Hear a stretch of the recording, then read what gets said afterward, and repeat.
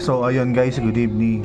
So ano natin to, magbibigay tayo ng mga commentaries natin dito sa issue na kumakalat ngayon regarding doon sa issue ni Cherry White tsaka ni Boy Tapang.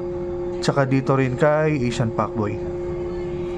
Siguro on my own perspective, since wala naman tayong karapatang mag-comment kasi nga wala naman tayo doon sa sitwasyon nitong tatlo, no? So nakikita-kita ko lang naman is syempre kasi nasa mundo sila ng social media. So di may iwasan na mapag-usapan itong tatlo na to, especially yung kay Cherry White at saka kay Boy Tapang.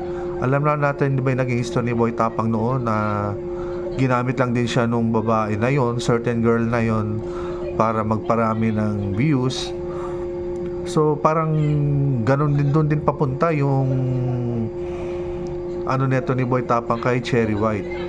Pero kung titingnan natin, no, si Cherry White kasi is na rin, kilala na rin kasi siya before sila magkaroon ng relasyon ni Boy Tapang. Ito kasi kay Boy Tapang tsaka, kay Asian Pacboy tsaka kay Cherry White is hindi kasi nag-level up yung kanilang tandem na sa mga videos. So parang lumalabas sa 4 views lang yun. So nakikita ko naman doon sa naging video no ni Boy Tapang is according to him, yun nga, totoo na raw yung feelings niya kay Cherry White. Sana nga tumagal yung relasyon nila, no? Dito naman kay Asian Pacboy, ayun nga, hindi natin alam kasi nangyari kay Asian Pacboy.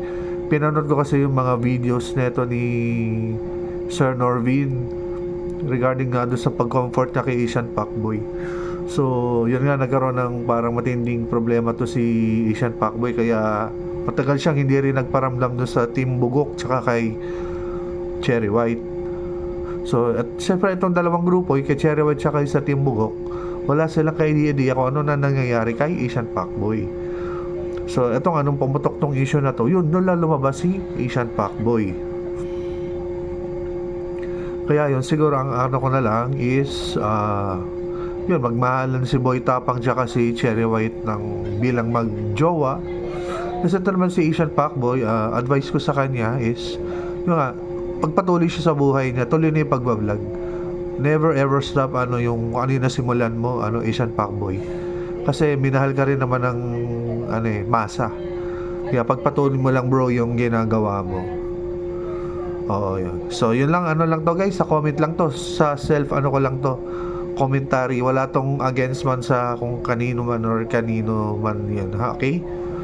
So ito muna guys, dito na sa ating short videos. Magandang gabi.